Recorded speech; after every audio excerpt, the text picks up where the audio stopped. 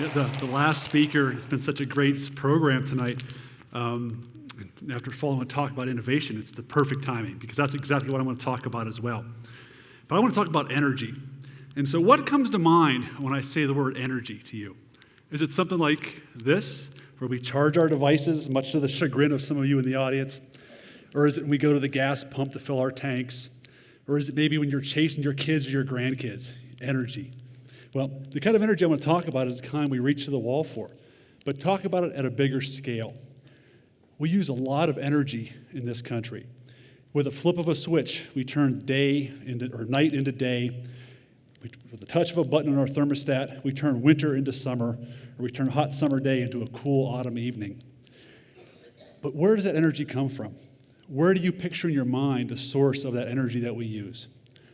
I bet many of you think of something like this: a hydroelectric dam, where we harness the power of a river to spin a turbine to make electricity. But if you think that's where most of our energy comes from, you'd be incorrect. The majority of it comes from places like this. It's from coal or perhaps some other thermal process, and to a growing percentage from natural gas, from burning natural gas. A process where we burn fossil fuels or we harness the power of a nuclear reaction to heat water, to boil it, and push that hot water into steam through a turbine to make electricity. But most of all these things, I said before, mining it, about 80% of all the energy we use comes from underneath the surface of the earth. I jumped a slide. It comes from underneath the surface of the earth. We either mine for it or we drill a well and we pull it out of the ground, 80%. But there's consequences with that 80%. And there's a growing concern over things like perhaps climate change, and it's making people think about renewable energy sources, such as wind or solar. But can those things be the answer? There's issues with scale, with the size of to replace all that fixed generation. I don't know if we can even have enough of these to take it. But also there's issues with intermittency, because a lot of these renewables only work when either the sun is shining or the wind is blowing. And both of them are actually driven by this. They're driven by the sun. Now, you can understand that solar radiation makes for the solar, but it also causes differential heating on the earth that causes the winds to blow to move it. The sun is about 92 million miles away from us or so, and the temperature of its surface is estimated to be about 6,000 degrees Celsius. But what if we looked a little bit closer? What if we looked at our own Earth? The temperature of the core of the Earth is also estimated to be 6,000 degrees Celsius. And that's why I'd like to say, people, we're sitting on the sun. And this sun, it never sets. It's on 24 hours a day, 7 days a week, and it's been going since the beginning of time. Mother Nature gives us displays of the power of that sun that we're sitting on. Every time you think of a volcano erupting, you see the massive scale of the power of that sun that we're sitting on. The amount of energy released is gigantic. It's unfathomable, the amount of power that's involved. But how can we harvest some of that energy? Can we? And that's why I like to talk about geothermal energy. And basically, geothermal energy is another type of renewable energy that most people don't even think of. But simply geothermal, it just simply means geo for earth and thermal for heat. It's the heat within the earth. So by this simple cross-section, I'm going to demonstrate how a geothermal system works and tell you a little bit more about them. And as I already said, and this is any scientist in the room is probably wincing because everything that's supposed to be there isn't, and it's out of scale, but it's to demonstrate a point. That we need three things for a geothermal system to work. And the first is we need heat, right? But I already said we're sitting on the sun. No matter where we go, the core of the earth is under our feet, and it's hot, okay? But we also need something to help transfer that heat. Usually it's water or steam that's in the subsurface, and it moves there and it transfers and kind of collects some of that heat. And the last thing we need is a reservoir. Now, it's not the kind of reservoir I showed you earlier on. We're holding back water from a river. This is the kind of reservoir that a geologist like me likes to talk about. It's a zone in the earth where water or fluids can move through that readily. And so as that water moves through the system, it can pick up some of that heat. And when you put all three of these things together, essentially what you can have is cold water from rain or snow melt hits the surface of the earth, and it can percolate down through natural cracks and fissures and find this reservoir and move laterally through it. And if we're really lucky, we get things like geysers and hot springs where that water finds another way to come back up after it's hot. But how do we make power from this? How do we make the energy to actually fuel our lives? Well, quite simply, we could drill a well. We could pull off a little bit of that hot water, and we run it through the same kind of a turbine that you would at a coal plant or a nuclear plant. Spin a turbine with the hot water, but now we're not burning anything to spin that turbine. The heat's already under our feet, coming from the sun that we're sitting on. And after we're done with it, we simply return the water back into the ground, more of a closed cycle to some degree. And to demonstrate the power of this, I showed earlier, the volcano erupting at a massive scale. Well, let's take a little more of a man-made scale. So this is actually, I want to show you something of a well test that I did in Iceland a few years ago. And that small little cylinder there, we call it a silencer. Okay, so this is, I just want to prepare you for this. So this should be about 10 times louder to actually get a feel for what it would be like there. I want them to blow the speakers out of the building.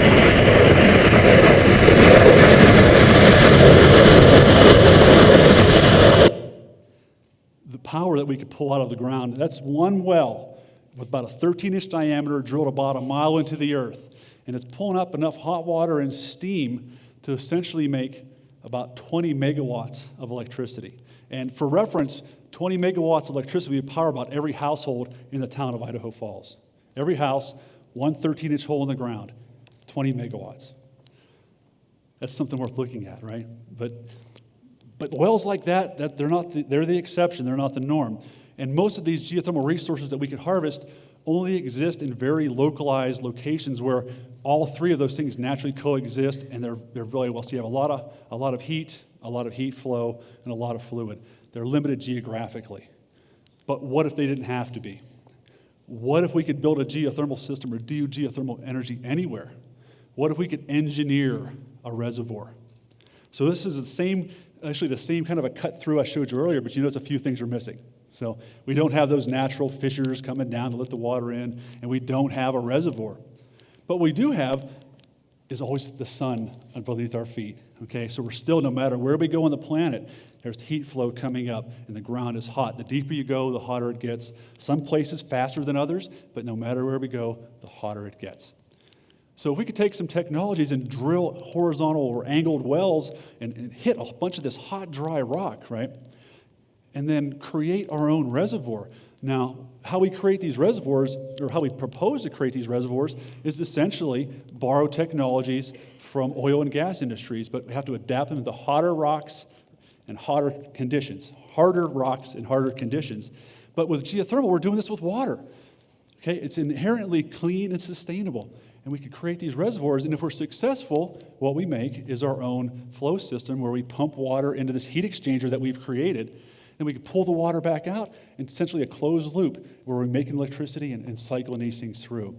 And these geothermal systems operate on terms of decades. So a lot of these reservoirs and operating plants, they'll run for 20 or 30, 40, 50 years even. So either the intermittency thing or the cycle for a renewable, it's on a lifetime scale, okay? And the opportunity is really, really big. So, but we can't do that today. You may be thinking, well, sounds great, but why aren't we doing it? It's because we don't have all the technologies in place. Actually trying to do this is a grand scientific challenge. It takes innovation like Philo would have done. It can't be done today, but it's something that we're working on. In fact, I've had authors describe this, or heard authors describe it as the moon landing of the 21st century, but the prize is worth it. And it's actually so, it's not only that people in my geothermal consortium that are looking at it, there's people across the globe trying to develop these technologies. And actually the federal government's actually looking to site a field laboratory to try to do these, to prove those technologies and try to do it, which is essentially where the Snake River Geothermal Consortium and I come in. Now, when Brad introduced me as the director of the consortium, that's true, but it wasn't a complete description. I like to call myself essentially the luckiest man, or maybe not the luckiest guy, but probably one of the most most fortunate people you're ever going to meet. And it's because not only am I blessed with a great family, and I get to live in a place like this where we're so close to some of the most spectacular natural features on the planet, and I get to call people like you friends and neighbors. I work at the AINL, and my job every day is to find answers to problems like this, to try to innovate solutions to try to do these technologies. And I deal with, I get to work with some of the best minds in the world. And I have a sign on my door, and when graduate students come and work with me, I'd always ask them all the same thing. And the question I ask is, how are you going to change the world? What are you going to do to move the needle? I ask it so much, I put that sign on my door. So everybody that comes to me, and comes to my office, they get to see, how are you going to change the world? Well, this is how I want to do it with my team, and this is a place to do it. That yellow little thing there, that's actually a geothermal well that was drilled here on the Snake River Plain. That one's about 20 inches around, and it's 2 miles deep. Okay, so that kind of gives you the idea of the scale. But this one never hit a reservoir. It just kept getting hotter and hotter, but it never hit a reservoir, so no steam or water could come out. So it's an ideal place to try to build one of those reservoirs. And the reason it's so hot is where we stand today. We talked about geology too. If you roll the clock back just a few ticks in geologic time, about 8 million years ago, where we sit today used to be Yellowstone. Where the Yellowstone hotspot sat 8 million ago is here. And a lot of that heat is still below our feet. We're sitting on the sun. The sun is really close right here. For perspective, if you look back, think back to some of my earlier slides, the size of some of those power plants in operation, that's a typical geothermal station. They kind of blend into the surroundings a little bit better than some of those other options. This one actually it's a 15 megawatt station. So basically that one well could provide all the fluid to that and make all the power that we could essentially use here in town. But the prize of the size of the opportunity for these engineered or enhanced geothermal systems, I think is best illustrated by this graphic. And so if that one little house up there represents every household in the city of Chicago, this is the kind of number of households that we could power with these enhanced geothermal systems if we could make the technologies work. It's been estimated at over 100 gigawatts of electricity, and the conversion of that would be about 100 million homes, or 25% of all the energy consumed in the United States today. It's a big prize. So when I asked you early on what you thought of when you thought of energy, I'm going to ask you again, what do you think of for this scene? And many of you may be thinking sagebrush or rocks or maybe jackrabbits, but you know what I see? I see the future. I see the future, a renewable energy future for the nation and the world. Thank you. We're sitting on the sun. Thanks.